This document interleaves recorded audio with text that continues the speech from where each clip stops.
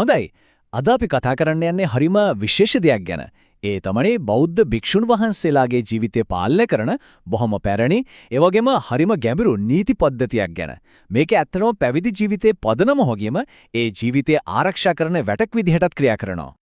ඉතින් අපි මේ විග්‍රහයේදී බලන්න යන දේවල් තමයි මේ මුලින්ම භික්ෂු සංග්‍රහය ගැන, ඊළඟට සතර පරාජිකා, එවැදීම පෙරදීමකදී වෙන දේ, ඊට පස්සේ ජීවිතයට ආධාරක වෙන සතර නිස්සය සහ අවසානට සතුටුදායක ජීවිතයක් කියන්නේ මොකක්ද කියලා.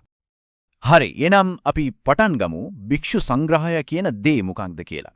මේක තමයි පාතිමෝක්ඛ්‍ය කියලාත් හඳුන්වන්නේ. මේක තමයි ඇත්තටම තේරවාදී භික්ෂූන් වහන්සේලාගේ ජීවිතේටම පදනම වෙන මූලික නීතිමාලාව. ඔව්, මේ පාතිමෝක්ඛය කියන්නේ නිකන් උපදේශ ටිකක් නෙවෙයි. ඒක ඊට වඩා ගොඩාක් ගැඹුරුයි. මේක තමයි උපසම්පදා භික්ෂුවෙක් අනිවාර්යයෙන්ම පිළිපදින්න ඕන, ආරක්ෂා කරන්න ඕන මූලිකම විනය නීති ටික. හරිම විධිමත්, සවිස්තරාත්මක චර්යා පද්ධතියක්.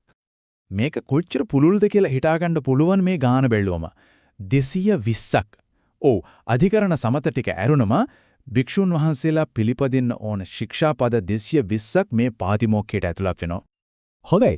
දැන් අපි යන්නේ මේ නීති අතරිනුත් බරපතලම කඩකලොත් ආපහු හැරෙන්න බැරිම තැනට.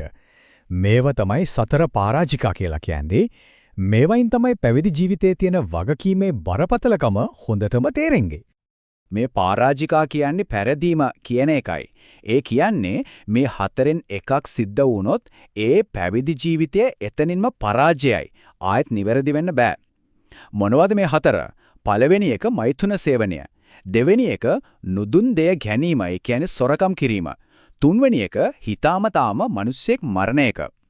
හතරවෙනි එක තමයි Tamanට නැති ධාන, මාර්ගඵල වගේ උත්තරීතර ගුණ තියනවා කියලා බොරු කියන එක. මේ වයින් එකක්වත් සිද්ධ වුණොත් එතනින් එහාට භික්ෂු ජීවිතයක් නෑ. එතකොට මෙහෙම පෙරදුනාම මොකද්ද වෙන්නේ? ප්‍රතිවිපාකය මොකක්ද?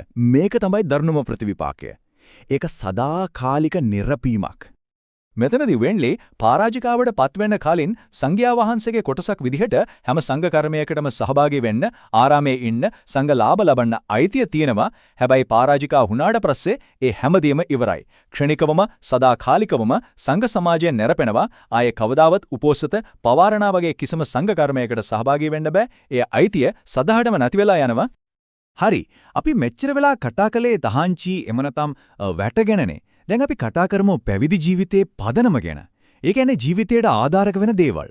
මේවට තමයි කියන්නේ සතර නිස්සය කියලා. හරිම වැදගත් දෙයක් තමයි උපසම්පදා කරනකොටම අර බරපතලම පරාජික හතර ගැන කියලා දෙනවත් එක්කම මේ ජීවිතයට ආධාරක වෙන නිස්සය ධර්ම හතරක් කියලා දෙනවා. මොනවද මේ සතර නිස්සය? පළවෙනි එක පිණ්ඩපාතයෙන් ලැබෙන ආහාර, දෙවෙනි එක පාංශුකූල සිවුරු, ඒ කියන්නේ අහුලපු රිදි කෑලි වලින් හදාගත්ත සිවුරු, තුන්වෙනි එක ගහක් මුල සේනාසනය, හතරවෙනි එක ගොම මුත්‍ර ඖෂධයක් විදිහට පාවිච්චි කරන එක. නිස්සේ කියන්නේ මනවින් ඇසුරු කිරීම කියන එකයි. මේ හතර මනවින් ඇසුරු කරලා තමයි භික්ෂුවක් සරල ජීවිතයට අඩිතලම දාගන්නේ. හොඳයි. දැන් මේ නීති කොහොමද ඇත්ත ජීවිතයට ගලපගන්නේ? ඒ කියන්නේ මේ සතර නිස්සය ප්‍රායෝගිකව ක්‍රියාත්මක වෙන්නේ කොහොමද?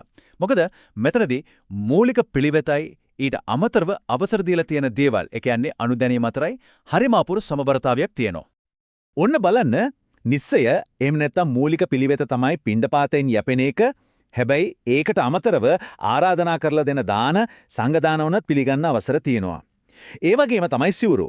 මූලිකව පාංශුකූල සිවුරු පාවිච්චි කළත් කවුරු හරි අලුත් සිවුරක් පූජා කළොත් ඒක පිළිගන්න පුළුවන්. සේනාසනත් ඒවයි. ගහක් මුල වාසය කරන එක තමයි මූලික පිළිවෙත. ඒත් වෙනත් සේනාසන පිළිගන්න අවසර තියෙනවා. ඖෂධ ගත්තොත් ගව මුත්‍ර තමයි මූලික දේ. ඒත් මීපැණි, තල තෙල්, උක්සකුරු වගේ දේවල් පාවිච්චි කරන්නත් අවසර දීලා තියෙනවා.